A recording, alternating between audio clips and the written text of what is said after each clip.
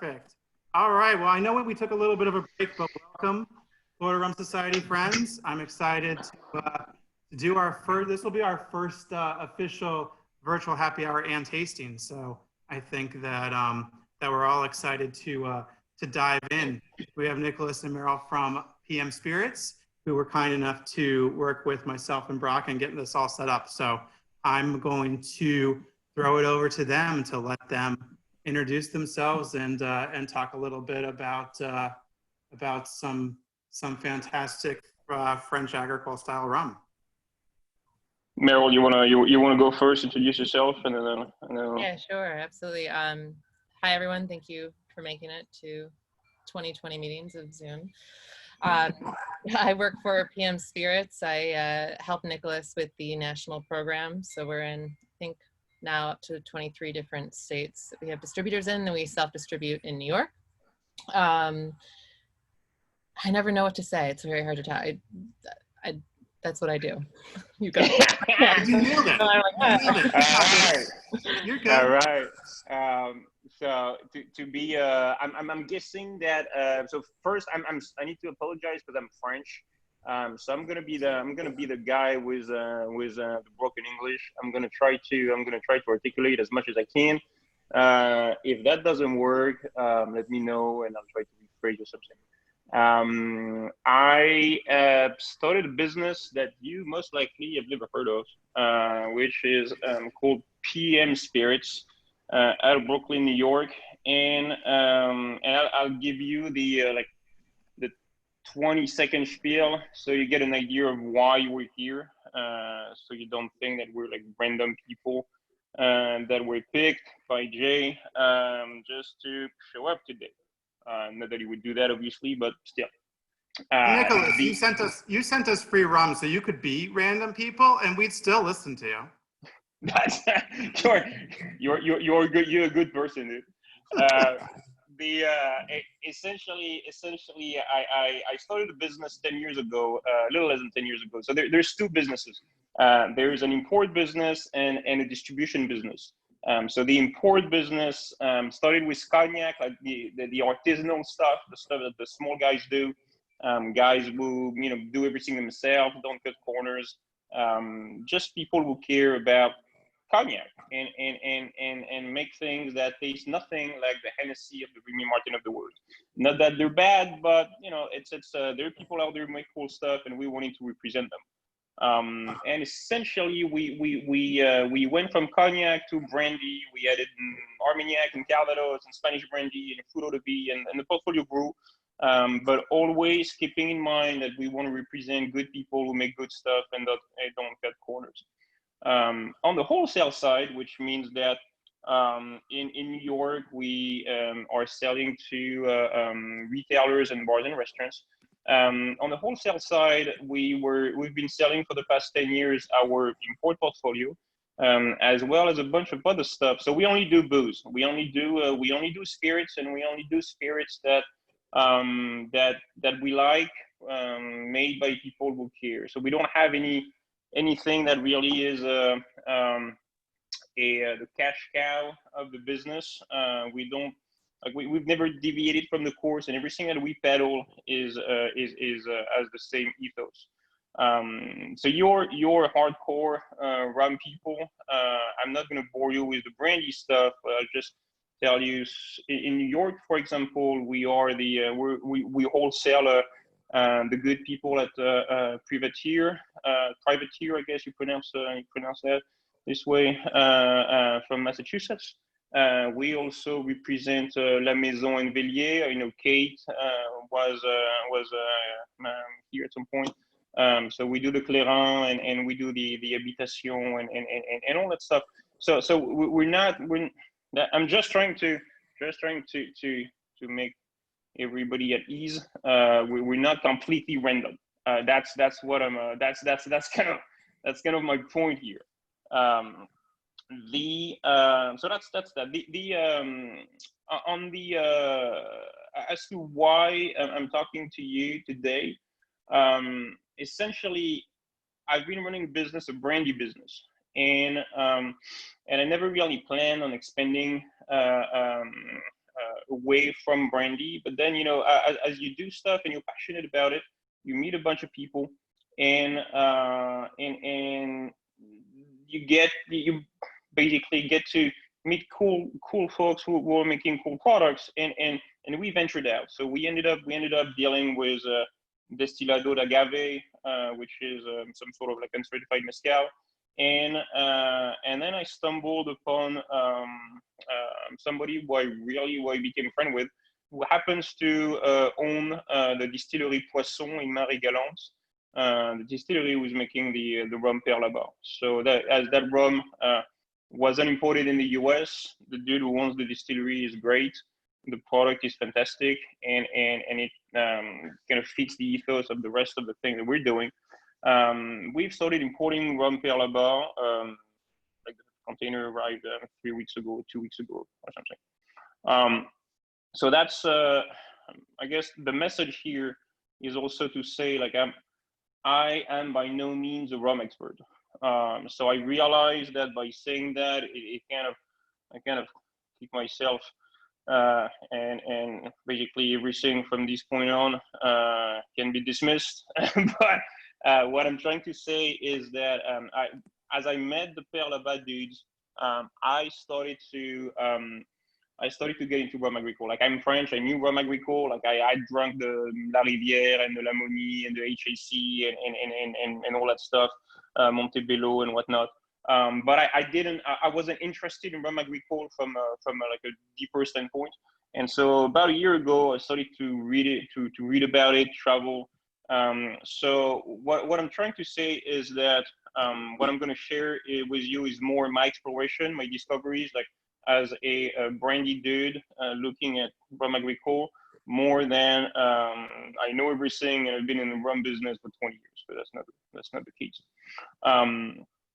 I should also mention, and I'm gonna get into the rum stuff. I'll stop boring you with things that have nothing to do with it. I should say that you should, if you haven't done it, you should open up the samples, smell them, taste them, drink them in any order that you want. You're trained drinkers, so I'm not afraid there won't be any missteps. And honestly, it's going to be a lot nicer, a lot less boring for you if you're drinking as I'm speaking, as opposed to waiting for 45 minutes for us to go through those 4 products or 3 products in a few minutes. Why don't we, Nicolas? Why don't we start with? Yep. Why don't we start with whatever one you think we should start with, and then we'll sip on that while you're chatting, and we'll move on to some of the others. Well, so you've been shipped. You had the 40%, 59, 6 and 8 years. Am I correct? That is correct. Okay. So I would tend to go. I would tend to start unaged and start by 40% and do 40, 59, 6 years and 8 years. And I'll explain what those products are and why they taste like they do in a little bit. But so I would start by that. Like knows everything, compare, taste, prime your palate with I mean, whatever you've been doing. It's not your first rodeo, I'm sure. So there's no rules in Nicolas's world. No rules. No rules. There's no rules. It's a street tasting. That's pretty much it. All right, I'm gonna start at the 40 because that's the one you said first. Yeah. Do the 40, then the 59, then the 6 and the 8, and then you can go back. They will open up. As they're sitting in the glass anyway. I like Jason's comment in the. I'll monitor the chat and just say things, but he said trained drinker. So we're going to put that on all of our business cards. It's going to say trained drinkers. It should be on a business card. I mean, it's probably not a business card you want to give to everybody, because it feel like if somebody doesn't know you well, it may give a wrong impression. But yeah, that would work. So I'm not sure who has been to Guadeloupe, who has been to Marie-Galante. Maybe a bunch of you have, maybe a bunch of you haven't. As I started to approach those presentations, like the Zoom things, I essentially asked myself questions. So we're gonna have some pictures. Sorry, back up. In these are simply the pictures of my last trip to Marie Galante in October last year. Just for you guys to, I mean, obviously you've seen pictures of islands. There's nothing really new there, but it's better than just staring at my face. So the what I like to do is give some numbers. I'm not gonna give too many numbers, but I think that there's some cool stuff to understand about the island of Marie Galante.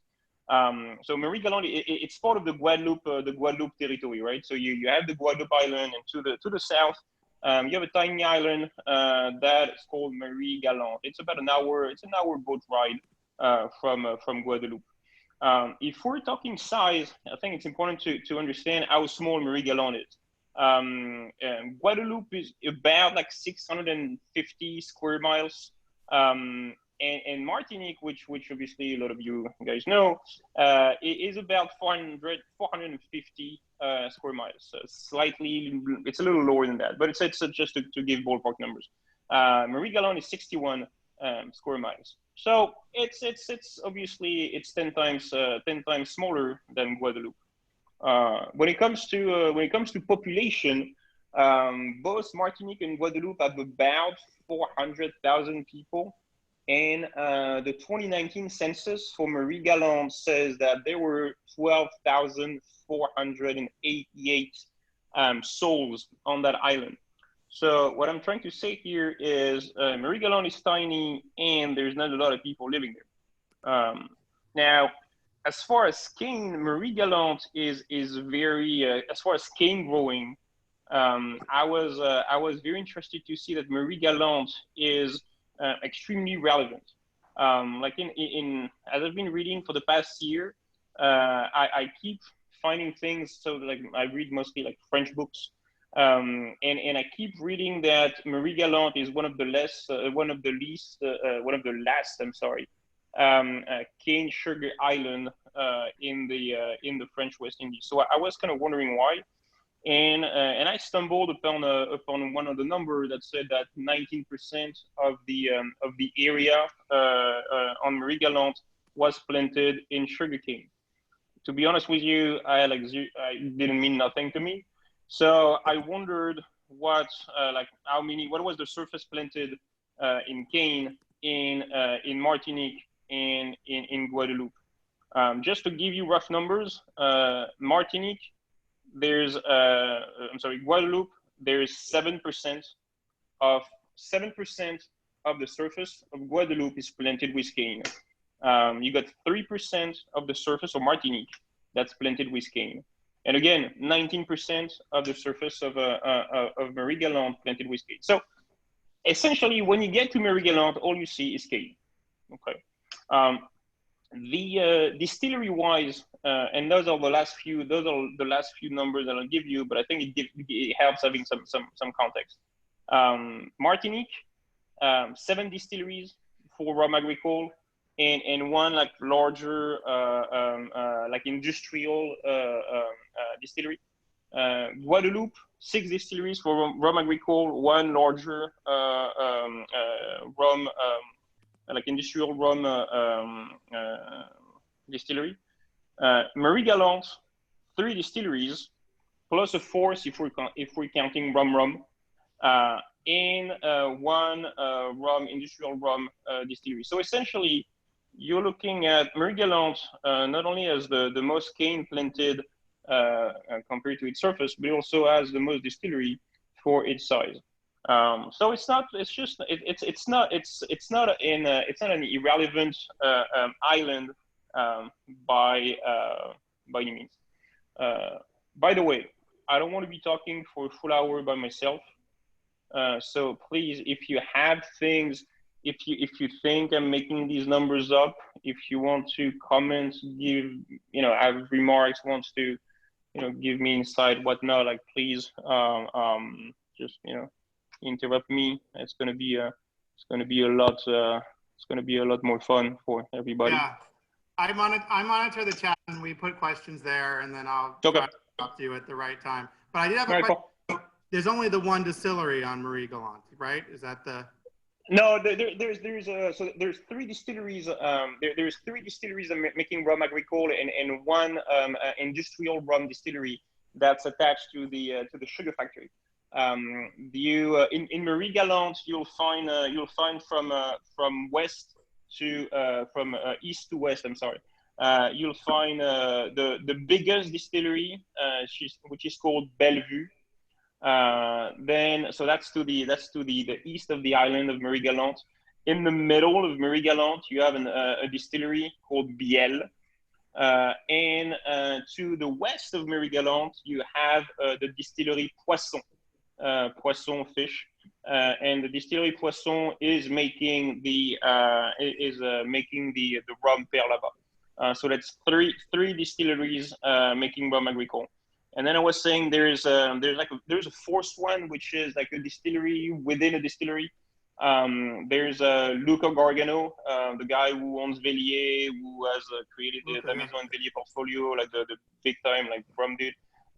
So Luca is a friend, as a good friend, is a good friend with Gianni Capovilla, and both of them had started a distillery called Rum, where the pot still was at Biel and is now being moved from Biel to the distillery Poisson Pere Labat, where rum is going to be made. Well, obviously this COVID, so it's kind of messy. But next year, Capovilla will be making rum at the distillery Poisson. So three distilleries making rum agricole. Everybody's cool so far. Like nobody's too bored. No. No way. Okay. All right. Cool. So I'll tell you a little bit about the distillery Poisson. Again, some numbers just to get a sense. There's 17 people working there, and everybody's local. And when I started to read more about rum, what I realized is in a lot of islands, workers who are making rum are not making rum all year long, obviously. So they need to find other jobs to kind of get an income and feed their families. Here we're looking at France, so it's a French territory. Workers are abiding by the French rules. So the workers at the distillery are employed, are fully employed, like employed all year, full-time employees. They work 35-hour weeks, so they start from Monday to Friday. They start at 7 a.m. They stop at 1 p.m. and then on Saturday they do 7 a.m. to noon, with the French system of vacation and free healthcare and that kind of stuff. And I'm just mentioning that because I feel that I personally like to work with products that are well made by good people, and obviously it's important that the people making the stuff are well treated. So that was something that I wanted to mention. The distillery itself was created in the early 1860s. It was part of a sugar factory prior, and it got its name from its first owner, Catherine Poisson. In 1916, 1916 is when rum agricole started to be made at the distillery, and the name, the brand Pere Labat was chosen as the brand under which the rum from the distillery Poisson would be sold. Everybody's good? Yeah? Are we? You following me so far? There was a side conversation about which one would make the best tea punch. So okay, so obviously everybody has a different palate. I will share a completely irrelevant story here. From my last trip, I brought samples back home. My wife doesn't drink a lot of spirits, but she likes cocktails. and she absolutely crushed a full ball of 8 year in pina coladas. I'm not saying that it was intended to be made for pina coladas, but I would encourage anyone who wants or can to experience and to experiment, I guess. Like Tiponche vieux are good. Like I'm not gonna lie. I have an affinity for Tiponche vieux. But anyway, what else? Where was I? Yeah. So Sorry, I interrupted you, but it felt important. Oh no. Talking about early 1900s when they started distilling. No, don't worry. This is just that's a 4-hour Zoom. So we have another 3.5 hour going with my accent. So you're fully stocked up with rum. Nicolas, I just like listening to you pronounce all the French words correctly instead of how I probably would have butchered almost everything you've said that is not a English word. So I appreciate it. So what you're saying is I'm not butchering Marie Galland, but like everything else in between. No, you're doing great on all of it. It's horrible for the years. You're doing great on all of it. But what I said, like if I look, I'd be like, this is Pere Labat, like right. Come on now. So finishing up on the distillery, just so we have a sense of how big the distillery or small the distillery is. So essentially, when you get there, when you get to Pere Labat, it looks like a rusty shack. And so, as it was my first trip to Marie Galante and I didn't know the other two distilleries, like I had drunk stuff from Bellevue and Biel in the past, but I had not researched the distilleries. So I did that in preparation to importing Pere Labat. And what I realized is that the biggest distillery is Bellevue. And Bellevue, if Bellevue was putting into 1 liter bottle the rum they were distilling, and if that rum was at 50% alcohol, they would put out about 800,000 bottles a year. Biel, and it's a rough way of giving you quantities, right? It's just of volumes, I guess, just to see the size. So Bellevue would be like 800,000 1 liter bottle at 50% alcohol. Biel would be about half that. So Biel would be about 400,000 1 liter bottle at 50% alcohol. And Pere Labat is half that. So you're looking at Pere Labat, that's about 200,000 bottles. So Pere Labat is the smallest distillery on the island, and it's also the oldest distillery in the island. So that's those are pretty relevant facts. There's 300 hectares of cane that goes with the distillery. Like 150 hectares are around the distillery. Another 150 hectares are kind of like disseminated on the island, and they are slowly moving towards organic practices.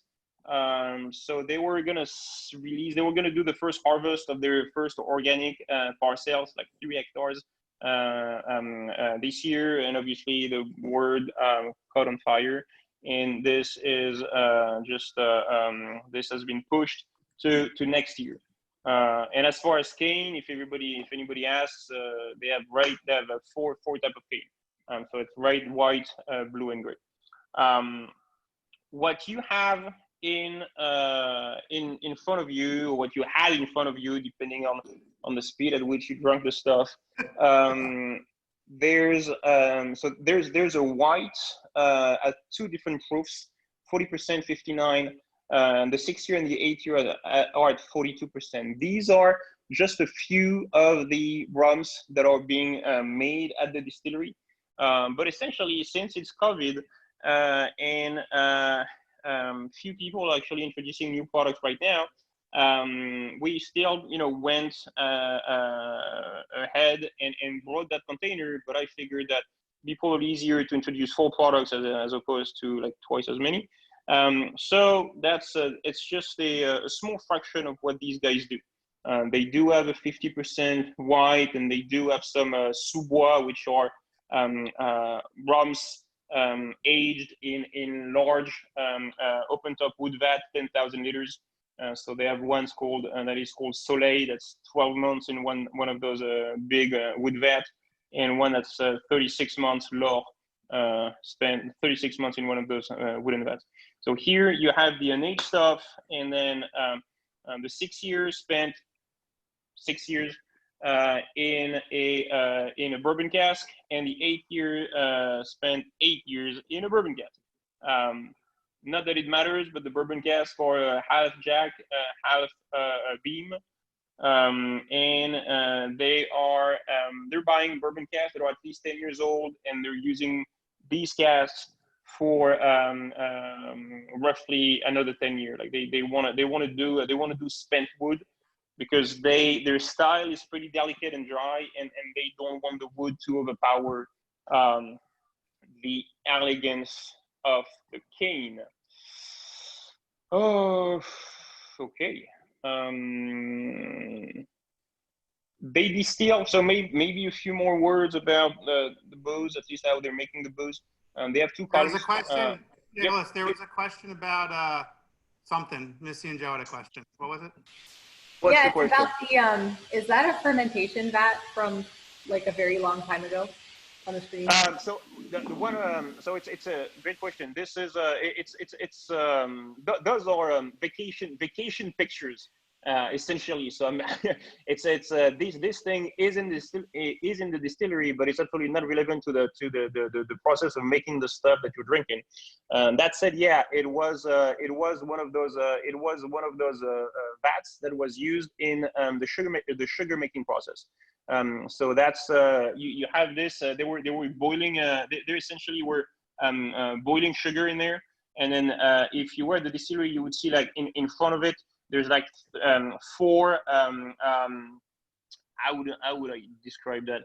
Like 4 giant bowls that are in concrete, in which they would pour the boiled sugar, so the sugar can sediment, and they would rack off whatever had sedimented, and keep the molasses. Does that make sense?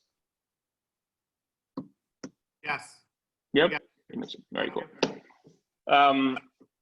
So the stuff that you're drinking, it comes out of the still at about 70% alcohol, and they have a water source that's on the estate.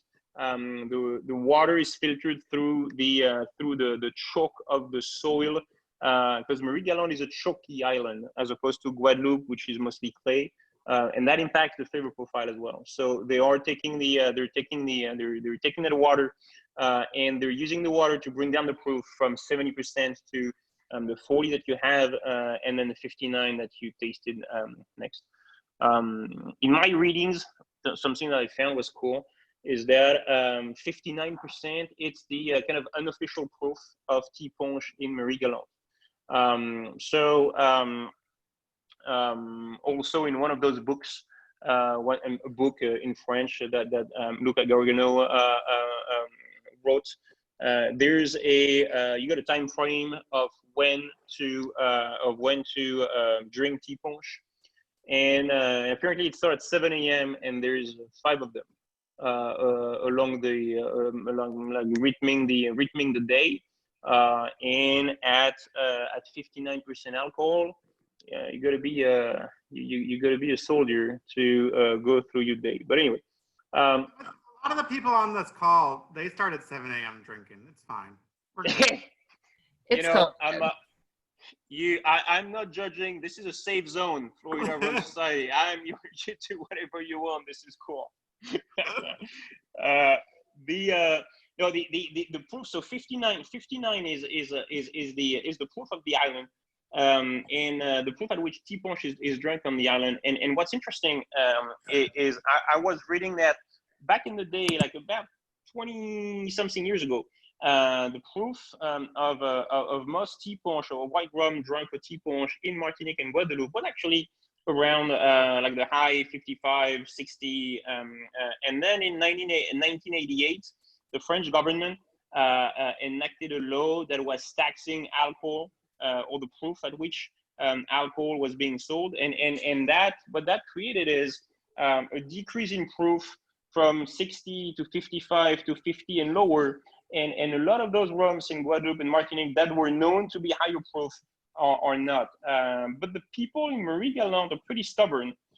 So they decided to stick with that 59. So that's, I don't know, it's just a story that I like, to be honest with you. It doesn't bring much to the thing, but I think that 59% is not that bad. So that's that. I told you that the 6 year and the 8 year are so they're aged tropically, meaning that they're aged at the distillery. There's a bunch of rums that we drink that are not aged in the tropics. Like in New York, for example, as a wholesaler, like we were selling the Duncan Taylor rums, and we're selling the Blackadder rums, and we're selling a lot of those independent bottlers. Those rums are awesome. The Transcontinental rum are a good example. Like these rums are partly aged under tropical climates, and then they're aged someplace else. We're looking not that this is it's something unique to Pere Labat, but I'm just saying in those days and age where rums come from anywhere, I just want to mention that the 6 year and 8 year, they have been aged at the distillery. The evaporation is about 7% a year, and since it is super humid, as stuff evaporates, you evaporate more alcohol than you evaporate water, so the proof goes down. One note to finish off with that long monologue. Yeah, ex-bourbon cask, 50 Jim Beam, 50 Jack, and so that's American oak. They're not right now doing any sort of finishes. Maybe they will, maybe they won't. But that's so far they found that the like used bourbon cask worked. It's kind of the vision of the guy who bought the distillery. The guy who owns the distillery is a French guy named Jean-Cédric Brault.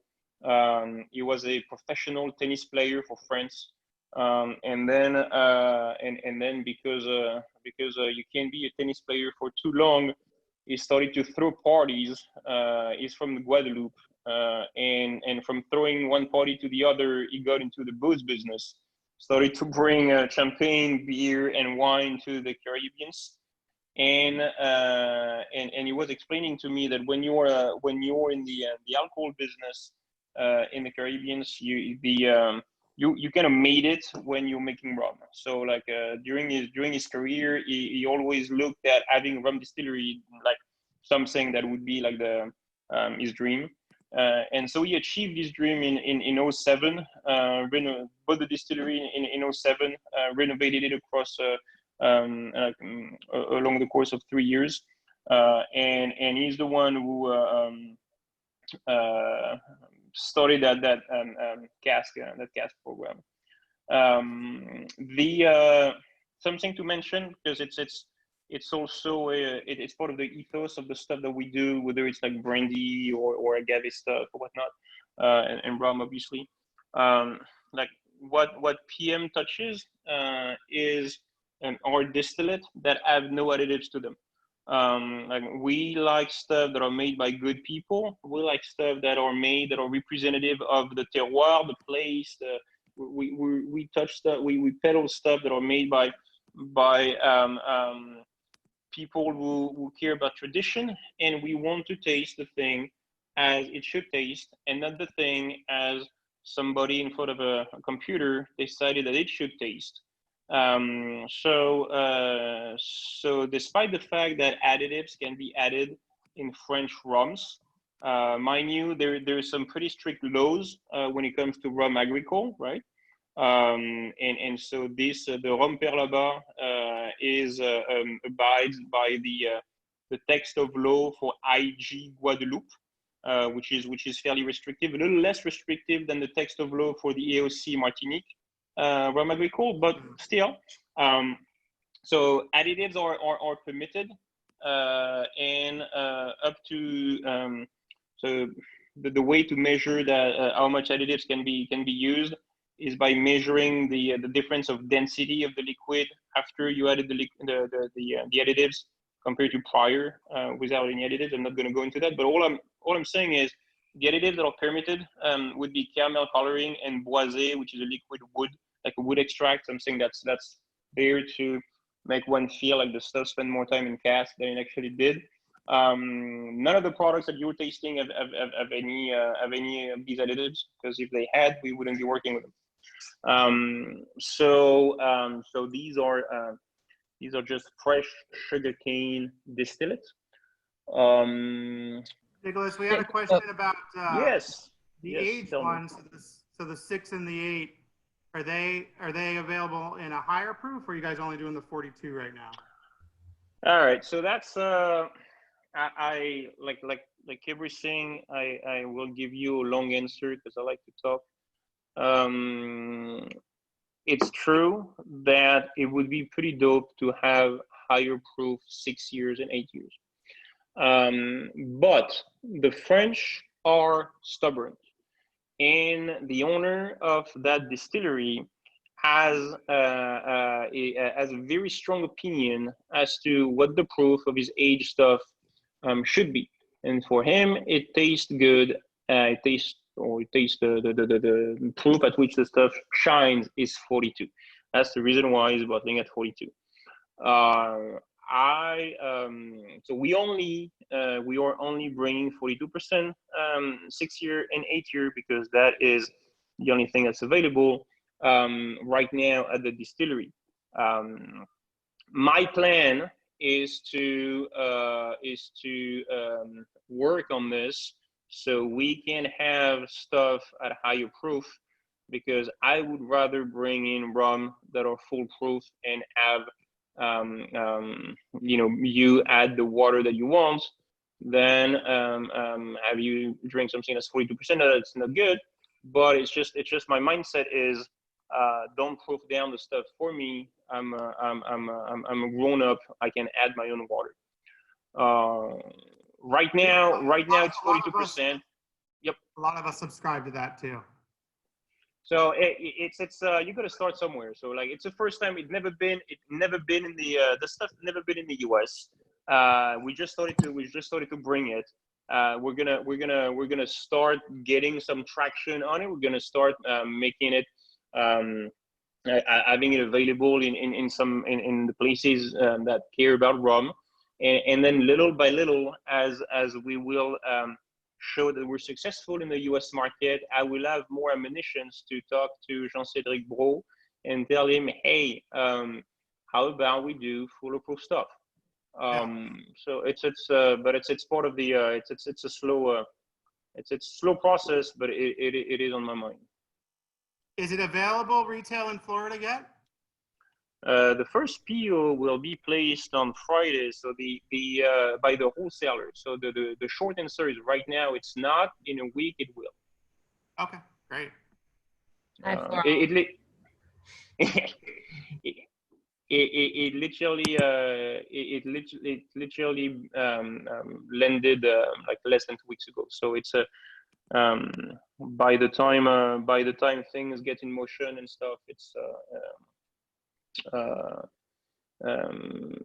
it takes a little bit. I can work with you and Meryl to tell everyone where we can buy it once it gets to the distributor and stuff. Yeah. Yeah. We're working with a friend of mine, Florent Blanchet, who owns a 21 Wine and Spirits. Florent. Love Florent. You know Florent? Okay, I'm sorry for you. I'm listening. I'm hearing everything you guys say. Oh shit! So okay, I've been pretty quiet until now, but I feel This is my cue. This is when I chime in. Give it a week. The stuff will arrive in Florida, and I'll start bothering and annoying everybody then. Until now, I'll go back to, I'll crawl back under my rock and I'll keep listening. But yes, fear not, it's all coming very, very soon now. Well, I'm sure, I mean, Brock helped set this up, so I imagine he will have an interest. But Florette, for those just jump in real quick, he helped bring our privateer Rumdemic pick from Massachusetts to Florida. So that's why we love him. So that's I mean, I got more material, but I don't want to be boring. And the material I have is more technical. So I'm happy to take any questions. I want to be mindful of your time as well. I'm also wondering if you guys have survived those 4 ROMs. So I don't know, whoever has any comments, questions or whatnot, I'm happy to I'm happy to try to answer that. There's some people tasting notes if they want to unmute their phones and give their thoughts. I'm willing to go. I'm not a big agricole guy, so you know. And recently I've gotten a few. I've been doing a couple different things with agricoles that people have sent, and the 40 to me is kind of very bland, and it has nothing to do with the proof. I just didn't find it on the nose. I didn't find it strong. I didn't find it tastefully strong, unless I switched it around. If I switched it around, it exploded. The flavors exploded. Then it dissipated very quickly. The 59, again, I found it a little bit bland. You taste the alcohol in it. Not bad, though. It was very, very nice. It was a nice taste. The aged ones are amazing. Those are somebody said heavenly earlier. I'm pretty sure that's it. I mean, they're very good. The flavor-wise, they're not overpowering. They're not... I don't know. They have a nice sweetness. To hear that there's no additives to it, very nice. I like to hear that. Just very nice sweetness to them, and I will definitely be purchasing at least 1 bottle of those because that's nice stuff. So thank you very much for bringing those to us. Thank you. Appreciate it. That's very kind of you. The style of the whites. I tend to. I personally like the stuff that's on the dry and kind of elegant, and elegance obviously is it's a very like what's elegant to one is not necessarily elegant to the other. So it's the 59, the 40 and the 59 they're not in your face. Like they like when they're not high esters by any means.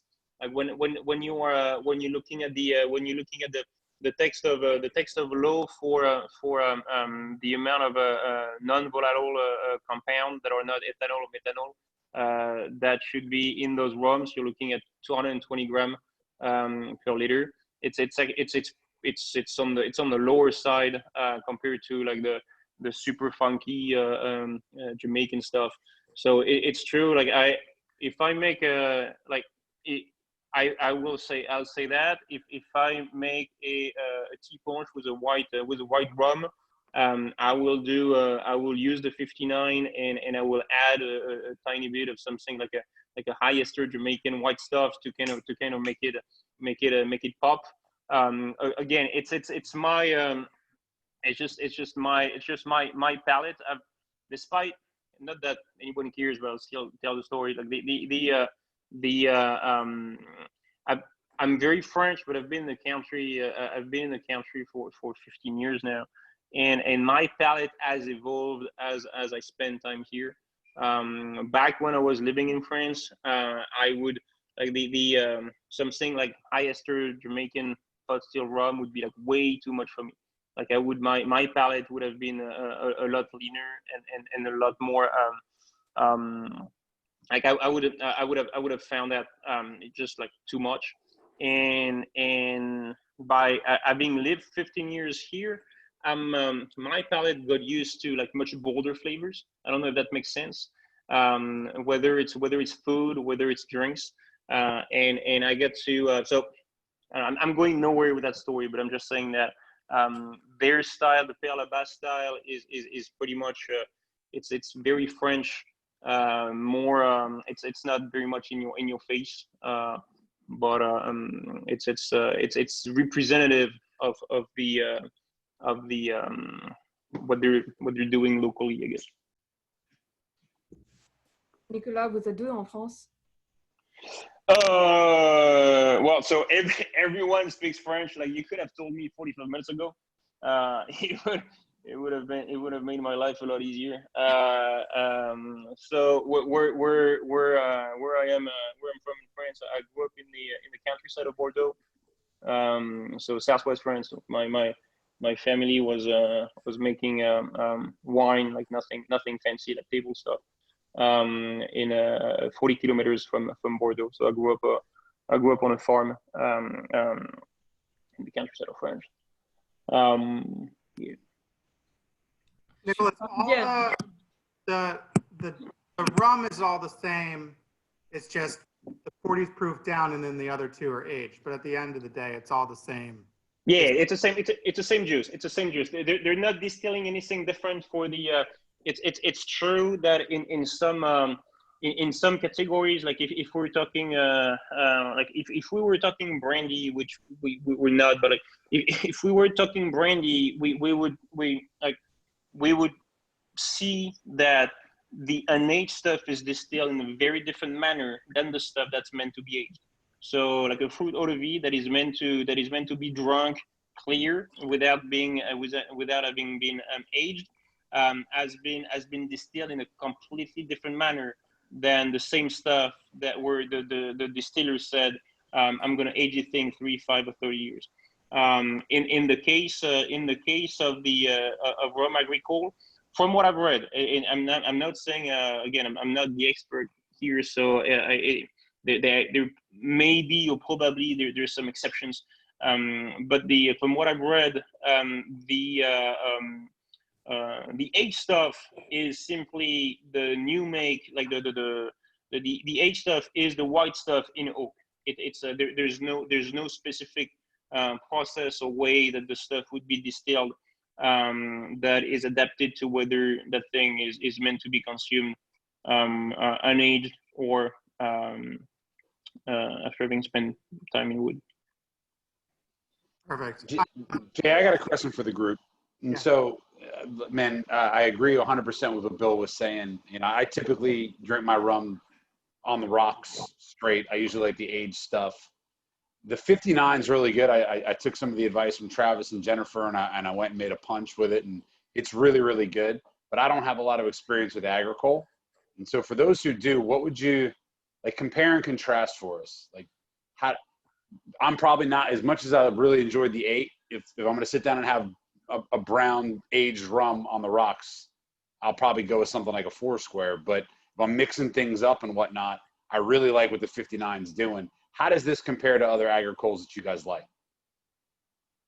Like, what's similar, what's different?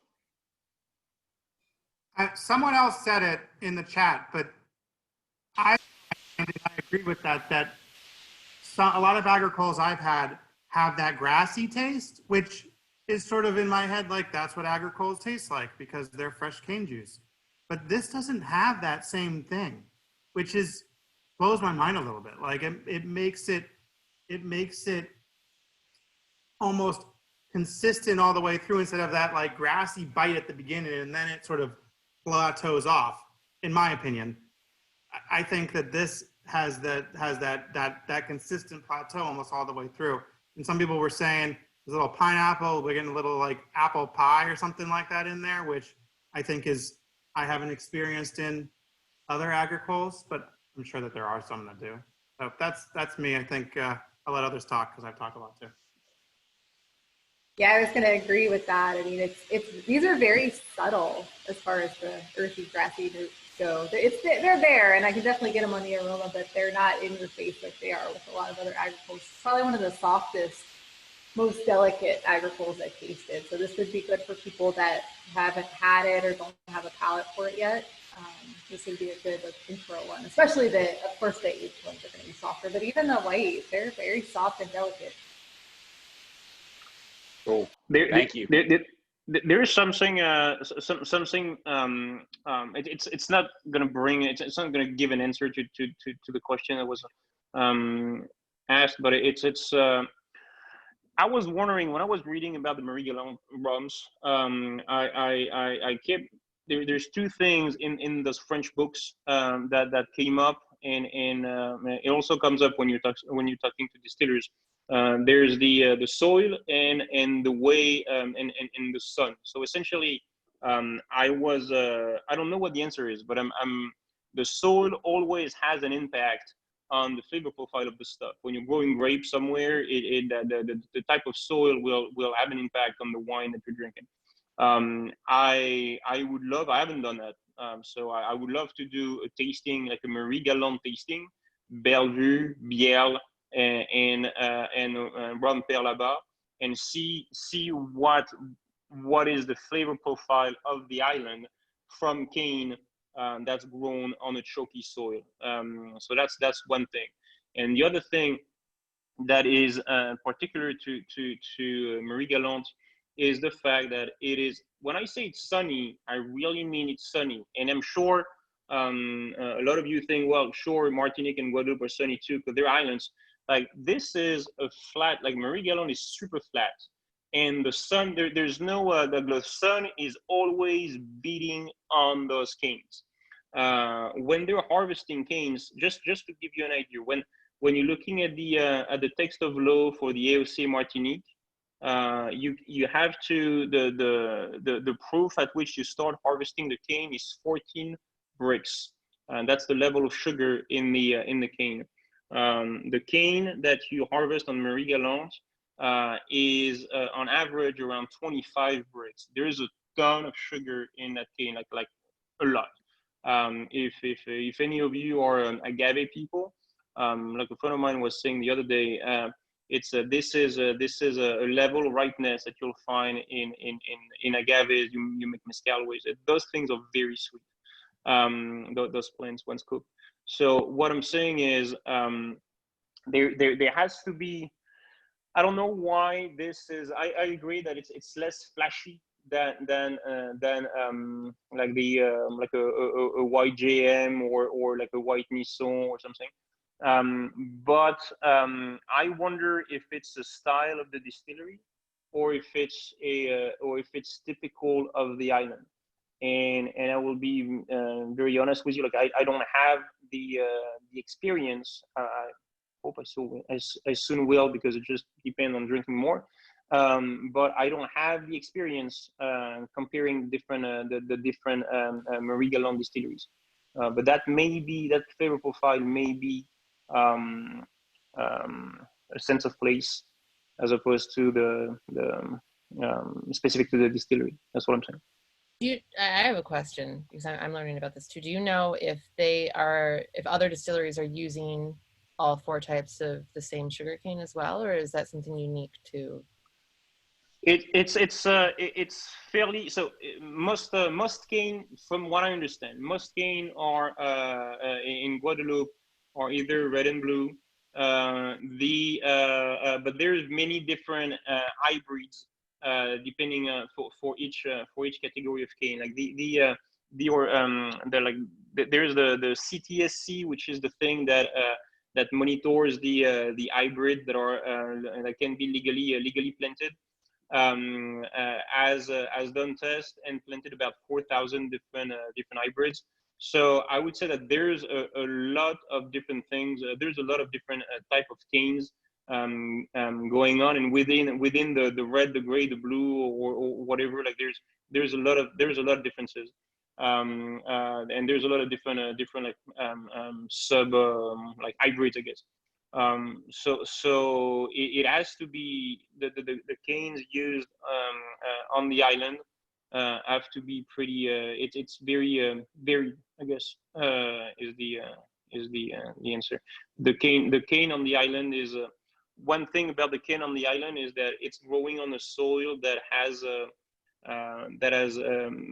barely ever seen any pesticides, because Marie Galante has never had bananas planted. And when you look at the soil of Guadeloupe, for example, like they have pretty big issues with specific chemicals that were used for helping bananas to grow. So it's those canes or also growing on a more how would I say that, more natural, on a more natural soil.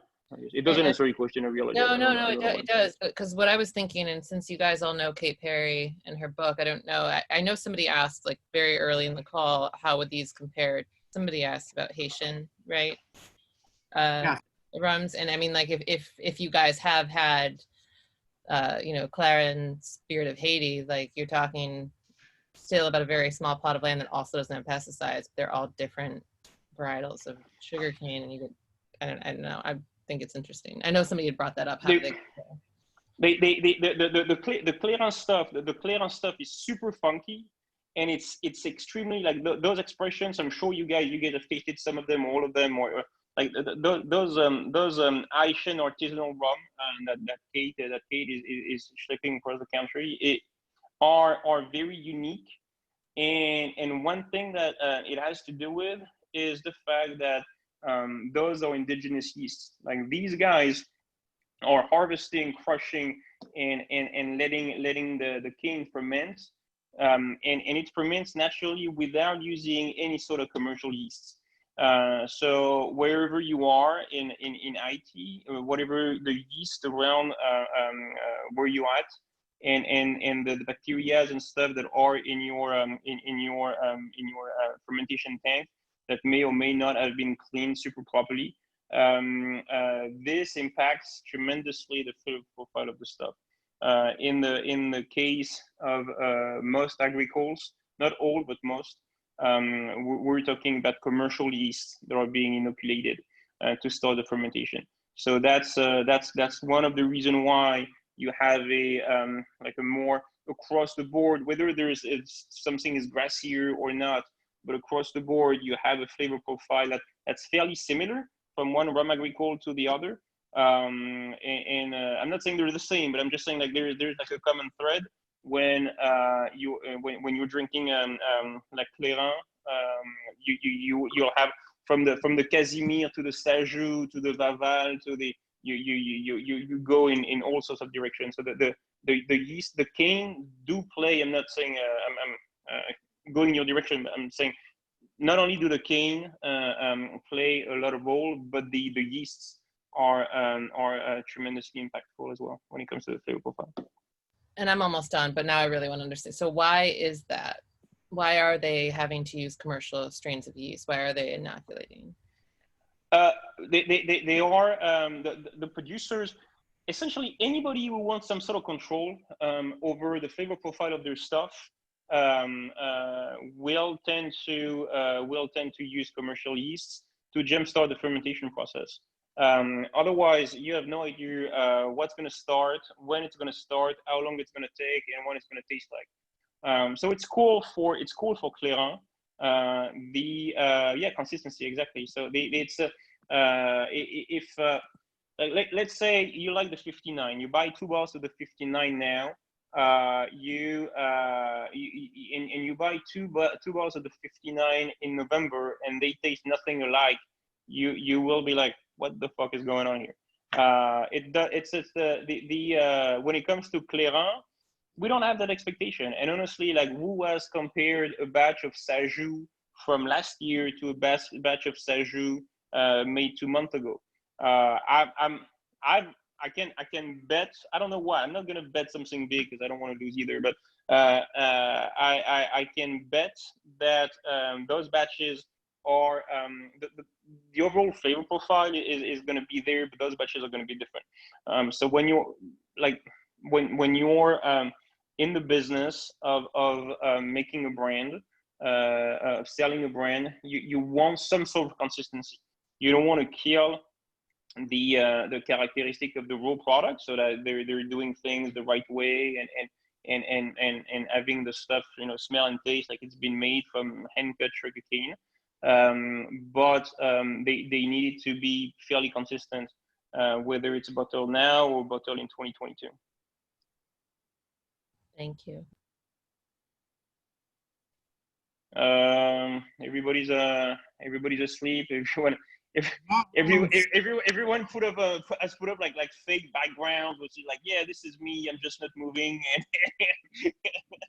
No, it's funny. Everyone's background's real except for John. I think he had to take a call in like the bathroom or something.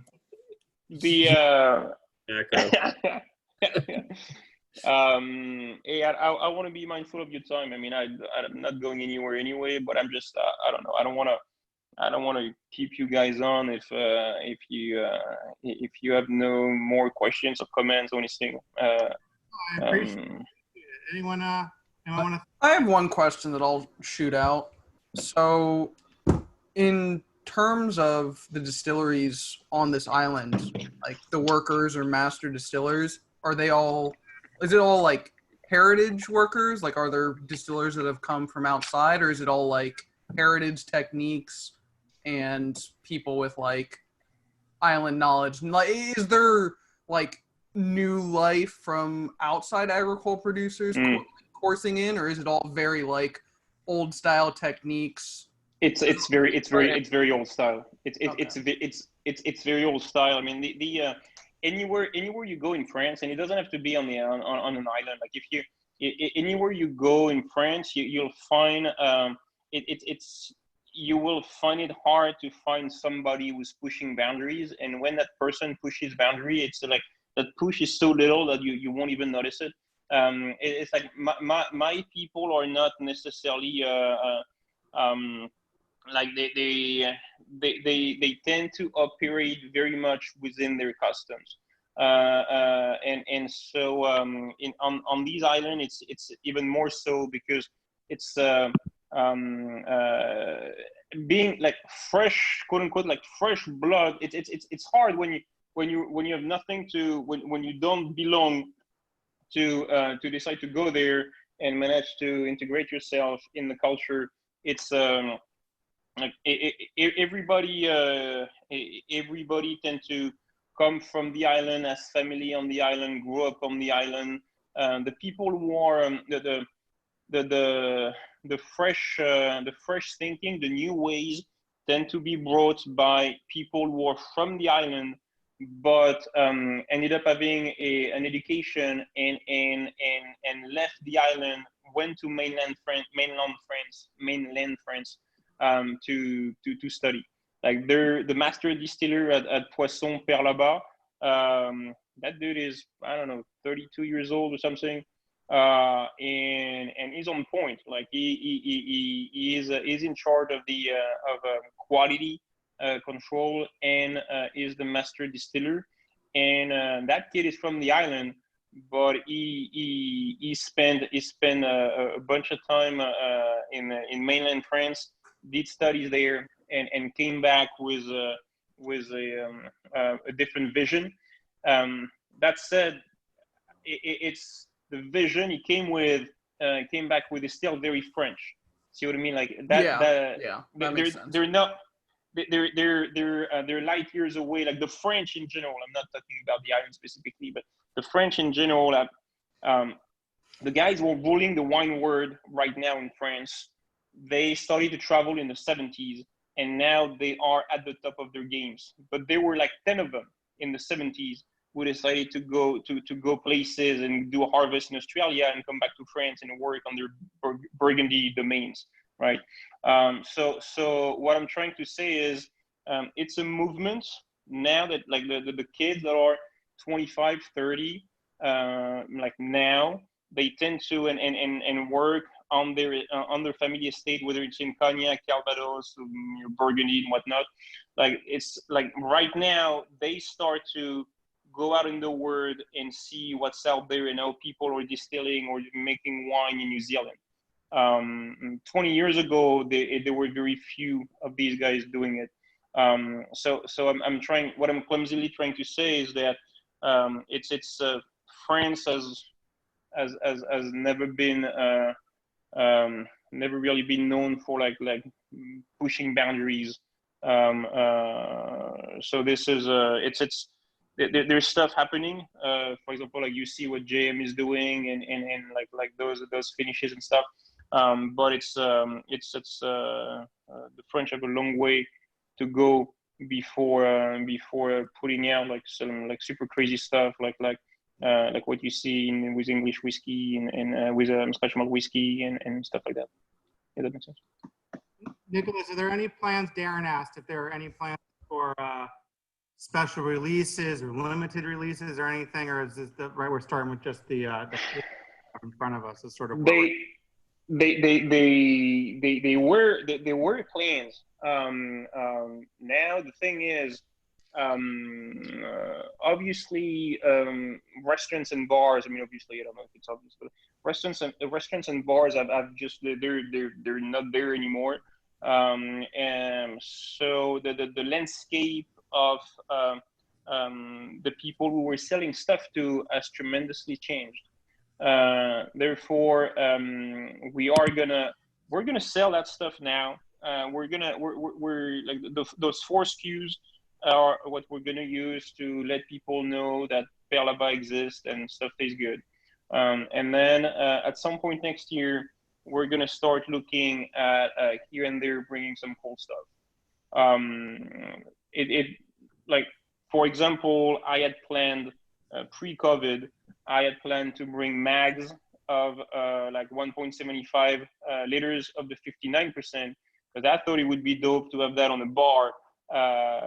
That would look solid. Well, there's no bars anymore, so so plans have been changed a little bit.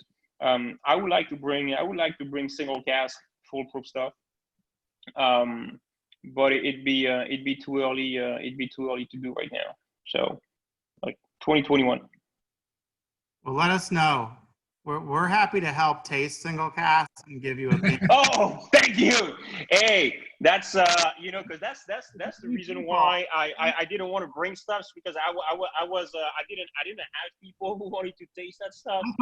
So I thought I'd offer our services. Yo, this is a whole new word just opened up right now. Thank you, man. Nicolas, I do have a question. You said aging casks were Jim Beam and Jack Daniel's barrels. Do you know, were they separate, or are they just mixed together and used, or like for the 6 and the 8 years old, are they separated? One might be a Jack Daniel's, one might be a Jim Beam. Do you have any? Yeah. No, it's the way they're doing it is it's 50-50 for a reason. Right now what you're tasting is a blend of equal parts, not equal parts, but like when they're doing a blend, they were taking they're using one of the foudre, like the open top wood vats, and they're dumping in that vat the same number of barrels that were Jack barrels and the same number of barrels that were Beam barrels. So there's something there. I mean, you're touching on something. I mean, obviously, like this is like years away from that. But like when I visited, since I like to sell single cask. Like we sell a bunch of like single cask Armagnacs and stuff like to people who drink bourbon and stuff. Like that's like the single cask full proof stuff. It's what got me into this business. That's the stuff that I like to drink, bourbon wise and stuff. I dig that stuff. So when I looked at the cask, I'm thinking, well, we could do 2 releases. We could do like a Jack barrel and a Beam barrel. We couldn't say the Jack Beam, but like it would be the same product, but we could taste side by side. And if we had like 2 single casks full proof and one is one and the other, that'd be cool. Like there's stuff like that we could play around with, but it's again, there's possibilities, because the dude who owns the distillery is very open-minded. It's just a matter of I think we should introduce the brand first, get some traction, and then we'll do a special release. Like do a special release of something that nobody knows about, care for, or want because they don't know it exists. it's a special release that's going to collect dust in my warehouse, and it's not exactly the game these days. So. Darren beat me to it, but Brock actually mentioned it. I think he might have even mentioned it to you that Armagnac finish would be unique and fantastic and wonderful. And since you have access to Armagnac barrels, in theory, you should do that. Yeah, no, it's part of the stuff. It's true that since we're dealing with a bunch of people who are like-minded on the supplier side. So there's a lot of things that could be done. Like I've been because I have good connections in the brandy world. Like I started, like a few years ago when the Brooklyn Brewery here wanted to do a special one of their Ghost Ball edition. Like I shipped them 10 casks of cognac, like freshly emptied stuff, like really like bowler casks. There's stuff to do. Like there's sort of like I'm not gonna say like cross branding things, but there's between those like-minded suppliers, we could do some cool stuff. Like if we were doing a single cask, a single vintage Pere Labat rum in Encantada Pibou cask, that'd be for those who are into single cask bourbon and single cask Armagnac, like that would be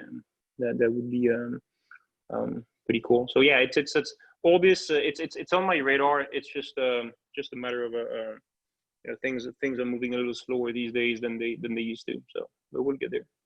And because you already said that you lack volunteers to help with these type of things, to taste and make sure, like Darren and John and Cool. Abby all raise their hands. So I'm getting you staff. It's really what I'm extremely thankful. It's I was kind of, before that call, like an hour and 18 minutes ago, I was kind of desperate for like help, and now I got a team. So, you have a team of at least 18 people, so we're ready to go. Boom. Cool. A team of experienced drinkers, And you want these guys. You want these guys with you. You want guys who can drink. That's the best team. That's the best team you can ask for. All right. Well, I very much appreciate you taking the time to listen and taste. It's very kind of you. Thanks a lot, Jay and Brock, for setting that together. Mariel, you did an awesome job, obviously, as always. So yeah. So much cooking. Thank you for being our special guest. We definitely appreciate it. Thank you, Mariel, for organizing all the rum deliveries. We're excited. Yeah, let me know whoever's got broken. I will get those in the mail this week, and I will triple wrap them in bubble wrap. Mine got broken like 4 times. Could you? It wasn't short this whole time. Yeah. Thank you very much for the samples. Thank you. Thank you, guys. We're excited. Excited for it to live in Florida. So thank you, Nicholas. Thank you. See you guys. See you guys. Have a good night. Take care. Have a good one. Bye. Have a great night. Thank you. Hey, everybody. Bye, guys. Thanks, Jay, for organizing. Always. Thank you for coming. We'll do it again next week. Oh, yeah. Night. Have a good night. Thank you. Put the kids in bed. Drink some more. Whatever you got to do.